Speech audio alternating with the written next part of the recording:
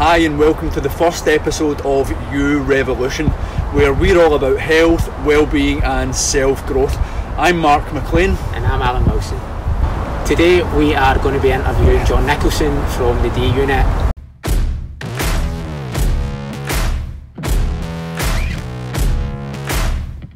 John Nicolson is the founder of the D Unit Combat Sports Hub, which has since evolved into a huge community centre running over 100 classes per month in everything from Brazilian Jiu-Jitsu and boxing to strength and conditioning.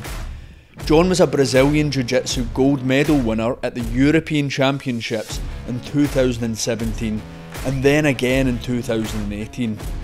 He has always been an ultra-competitive athlete who has also tasted success in swimming, football, bodybuilding and mixed martial arts. A top-class jiu-jitsu coach, John is one of just 20 people in Scotland to hold a black belt. He's also one of the founding fathers of mixed martial arts in Scotland, a sport which has now exploded all over the world. In 2018, John was inducted into the Sports Hall of Fame in West Dunbartonshire, the place where he lives. And finally, he's a proud family man, a married dad of two. We met John at the D Unit Combat Sports Hub in Dumbarton, where he coaches Jiu-Jitsu, and there are also dozens of other classes every week. The D Unit has become a thriving community centre, and it's through these various martial arts and disciplines that people become physically healthier, mentally stronger and develop skills that help them better handle all the shit that life can throw at them. Located in West Dunbartonshire, this is exactly what this region needs. West Dunbartonshire has long been one of the most deprived areas in Scotland with high levels of addiction and poverty. The D Unit helps people build resilience, become disciplined, grow in confidence, and in facing tough situations in the gym, it helps them take full charge of their lives outside of it. So mixed martial arts has become so big, isn't it? There's so much coverage, you know, you look at like UFC and Balloch and all that sort of stuff. If you saw like the membership of the actual gym itself increase as interest and popular interest has got bigger during that time. It's a kind of funny one where when I started the gym originally I was only ever interested in mixed martial arts and that was all we really done. We did do jiu-jitsu, wrestling, Thai boxing, but they were all just component parts at the time of mixed martial arts. Like you're saying, the growth of the sport, I just thought everybody's going to want to do MMA, and then you quickly realised that when you've got bills to pay, not everybody wants strangled or punched in the face, so you have to kind of like think on your feet and do other stuff. So we started doing like strength and conditioning classes, like, you know, basic metabolic circuit type stuff, which were really popular and brought new people to the gym. We had like ladies only classes, and these all helped to pay the bills and get the gym to grow.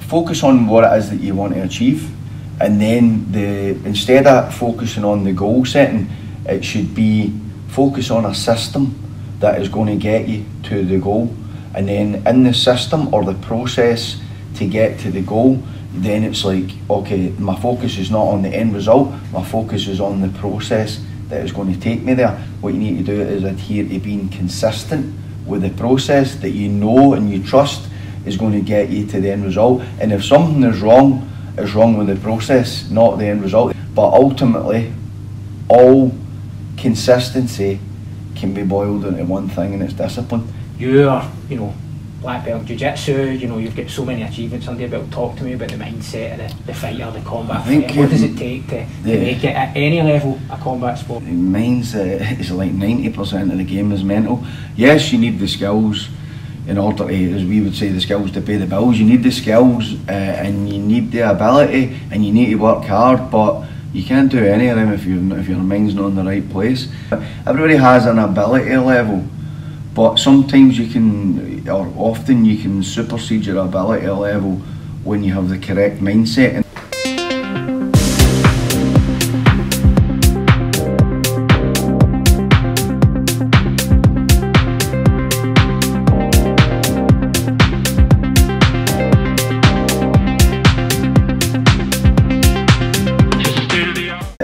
strength and conditioning has been the backbone of the gym, really. In the last few years, as I said, nobody, not everybody wants to experience getting choked unconscious, punched in the face, etc. It takes a certain kind of person, male or female, to progress to martial arts. It was intervention early on, in my view, seems like a really good way of, promoting health and fitness and well-being within kids. Like, what's the club doing around that? Basically encouraging hard work, really. To be honest, big sort of culture into is not kind of offending somebody. However, I don't think mollycoddling kids and telling them to give a subpar performance, it's okay, I don't think that's right. Yes, you can say, listen, it's a way of saying, we'll be better the next time, we'll be better prepared the next time, don't worry about it. Accepting failure, if you like, I think is the wrong approach. Saying to kids, like, give me everything you've got and eventually we'll get there, it will happen, believe me, trust in the coach. I just don't think we should sort of mince our words regarding effort levels and work ethic. If I could label it one way, it would be work ethic. If you want to have something, whether it's you want to increase your fitness, you want to be stronger, there's no shortcut, you need to work hard, you need to put the time in, it's as simple as that.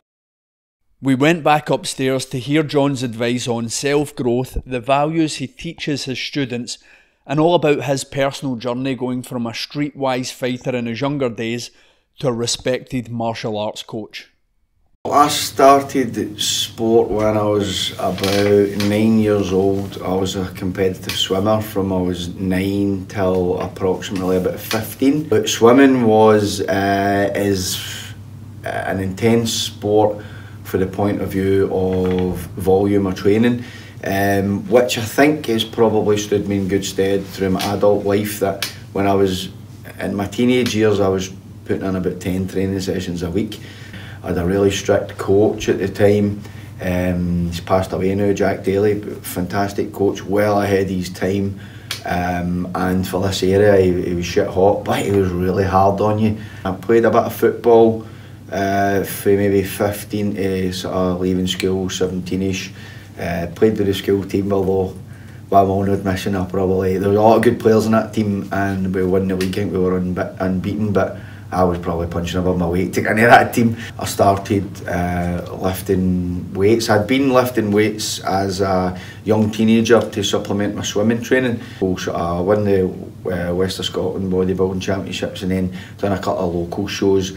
How we got into martial arts was I was actually looking into starting judo at the time because we'd been doing some boxing training, circuit training and boxing, and we thought, let's learn some judo. How I became a coach, I think I just fell into that role because I was the oldest, and very much I was like the first generation of mixed martial arts fighter, in Scotland, where you were kind of teaching yourself. We used to spar with no gloves or anything, we just used to fight like bare knuckle, batter each other on a daily basis. We didn't know any better, and then you got a bit better, but it was in comparison to the way people are coaching now and young, even amateur fighters in Scotland now. They can do it all. They can wrestle, they can switch it. They've got good jiu-jitsu. They've flamboyant striking techniques. We were very much like the very much, as I say, first generation. It was like 1.0, whereas now the skill level is phenomenal. It's phenomenal. So that's pretty much how I ended up the coach and researching, reading books. Back in the day where you used to have to send away to Brazil for a VHS videotape, and Marc, King of the Streets, loved the guy and used to show you technique, and then you would go and teach them to the boys and hurt each other, and it was just a natural progression for there, really. I realised, even for a young age, like, there was something inside me that made fighting magnetic. Like, I could be somewhere and there'd be a fight and I had to go and split it up. It was like, it had nothing to do with me. At the other end of the spectrum, I would never ever back down for fighting either. And I wish a gym like the D unit or mixed martial arts had been around when I was like the age my son is now, like 16 going on 17. It would have helped me a lot, probably saved me a lot. But I suppose that's part of life, and that's, you quickly realise as you become an adult, like that's part of your DNA. You talked a little bit about your own journey, staying out of trouble, there's a lot of distractions for young people in particular here in the west of Scotland. You know, we've got problems with addiction, problems with obesity, you know, issues with violence, emotional issues, all that sort of stuff. What's your advice to a young guy, a young girl growing up to maybe avoid some of the pitfalls of that stuff? I think you need to find something that makes you feel alive. Like I said earlier, it's like you find something that it can be football, it could be golf, it could be jiu-jitsu, it could be Thai boxing, if it could be running, it could be anything. Whatever makes you feel happy or whatever makes you feel alive, I think you should pursue it further. I've had a class where I've been coaching and there's been a guy training with me who's like just finished his shift, and he's a local police officer in Strathclyde, and then I have another guy who's been charged with murder at a young age, and they're training together, and they're like, for that hour or two, they're like teammates. Nobody has any preconceived ideas about anybody, and for me that's like golden. It's just like, it doesn't matter if you come to the gym and you're driving a Bentley or you're driving a Porsche or you're coming on a bike that you get a loan off your wee brother. Nothing like that matters. No materialistic stuff matters. If you've got loads of money or you've got no money, nothing matters. I think when you strip all the materialistic stuff away, you get down to just being the person that you are. People need to discover who they are. You don't need to be somebody that somebody else wants you to be. That's not going to have any longevity in it. The thing with jiu-jitsu or a combat sport is you're living in the here and the now. It's like, I'm dealing with a problem, and this problem is this guy is now attached to my neck. Like, it doesn't matter, like, when I leave here, like, I go need to get 2 new tyres on my exhaust hanging off. Nothing like that makes it, like, nothing of that is important, and as opposed to somebody's about to put me to sleep here. So it gets you into the frame of mind of like problem solving, and what is the most important thing to deal with is the next problem, and that's can stand you in a good stead for life. That people end up using like a system like that when they go to work, and they're saying, right, oh no, so what has jiu-jitsu taught me? It's taught me to deal with one problem after another, and the game is changing as I plough through these problems one at a time. As your mind can be your biggest enemy or your greatest ally. It depends how you use it, you know what I mean? And being first things first is awareness that to be in charge of your own thoughts, because if you're not, you can easily spiral out of control, easy. You talked about something that I think is quite important when it comes to self-growth and self-development, which is gratitude. What part does that play? You know, and it might seem a bit out there, I would say, you know, like we're talking about combat sports and then we're talking about awareness, but what about the power of gratitude? It's massive. I think Western culture especially, probably other races don't have it as much as us. The UK is a pretty wealthy country, even though you can think we live in a reasonably underprivileged area, West Dunbartonshire. However, we've got a lot more than a lot of other people, and we need to be grateful for what we've got. Basically human requirements, we need food, water, shelter, need human contact. Other than that, like, that's basically the majority of your requirements. So materialistic things, it's not big on my agenda. I'd rather be healthy and happy than have a big fat bank book. So I think you need to be grateful and take time to be thankful for what you've actually got. Brazilian Jiu-Jitsu, John, why are you so passionate about this particular martial art, and how has it moulded you as a person? How it's moulded me as a person, I've 100% I've become a better person. Calmer, better problem solving. I've learned much more about myself. You know, you need to be persistent, you need to persevere, you need to be consistent, you need to have discipline. There's so many good attributes to be gained. So it's like a natural progression that first it's like learn the martial art, become more active, and then it's like, okay, so what am I actually eating? How am I recovering for training? How often am I training? How do I learn more? How do I research more technique? What kind of benefits in terms of people's own self-development have you witnessed in here? Oh, massive, mate.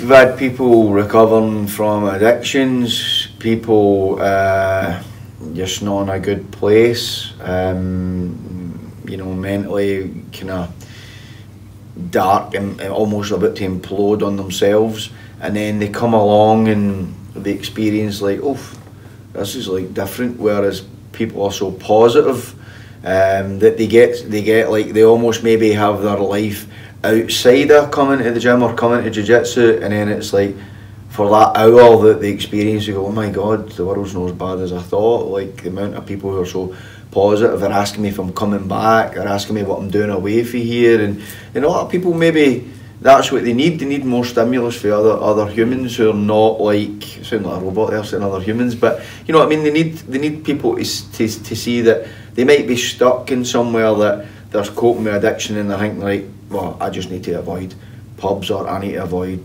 this or that or whatever, and then they come here and then they realise that there's a channel for them to first of all start learning a martial art, taking pride in themselves. Okay, so what am I eating? What fitness am I doing in order to improve my jiu-jitsu? As you slowly get used to that, it makes you such a better person, and it makes you calmer under pressure. As I said earlier, decision making goes up. You know what I mean? Decision making goes up, fitness goes up, self-esteem goes up. John, something I'm keen to learn from you is whether or not you have any particular morning routine to maintain your health and well-being, and maybe ensure your day goes as good as you want it to. My morning routine is generally up, coffee. Every single day I wake up, the first thing, as soon as my eyes open, and I always think to myself, what am I doing for training today? And I'm always thinking what my training is going to involve for that day, even if it means going to work first. So I'm always planning. I'm into that whole like failure to plan is planning to fail kind of stuff, so that I know if I've only got an hour or if I've only got 45 minutes to train, I need to know what is it that I want out of that 45 minutes. Awake, down the stair, coffee machine's on, I'm thinking, right, when am I training today? What is it I need from my training? What was my training like yesterday? So if I'm ready to do like an intense session, I'm already planning it, right, I'll be doing wee sprints on the bike today, I'll be 10 minutes in zone 2 and then it's balls to the wall, I'll be finished, I'll do a cool down and I'm lying in a heap, but 45 minutes, job done. I know that I've actually ticked the box, if you get me. Yeah. One more question for me. Yes, mate. How do you keep it fun? It's just, you know, training hard, working hard. How do you make sure that throughout that whole journey that it stays fun for you, for the people that come here, and ultimately self-growth should be fun as well? Yeah, there has to be. I think we have a good group here where we train hard and we have fun at the same time. 100% agree with you. If it's not fun, you're going to lose people, because I can be quite an intense person with regards to training. And it's something I've actually started learning a wee bit more about this during the lockdown. I have a friend down south who I speak to generally on a weekly basis, who's ex-Marine, PTI, UK Strength and Conditioning Association certified coach, and he was like, mate, you're putting yourself in the hole on a daily basis. There's no shelf life in that shit. And I was like, right. And then I got to the point where I was like forgetting to take days off, because I was like hammering it on a daily basis. And I got to the point where I was like, heart rate, fucking shut up, fucking hell, been up for about a week. Maybe I'm actually training too hard. And I went to do a workout that I was repeating, and I knew exactly how my heart and my system had reacted to that workout. And I was like way off to the point of view, like I was on the assault bike, I was like way off. I got off and chucked it maybe like 60% through it, and I was kind of lying there on a heap on the floor, and I was like beating myself up saying, you fucking chucked it. I never chuck workouts halfway through, I never miss workouts, I never chuck them halfway through. And then I realised like I actually need a rest, and then I took a rest, and then the next, I've not done enough rest, took another day's rest, took an extra day's rest, and then when I went back, I felt like I was flying. Everything was falling into the right place. And only in the last probably month or so, I've been speaking to my friend about it, and he's like, yeah, mate, he's like, I mean, hats off, you want to train hard, you're capable of doing it, you can put yourself in the hole. However, what you need to consider is your system maybe can't handle how hard your brain and your mindset wants to push you. He's like, performance capability is going to decline if you don't train smarter.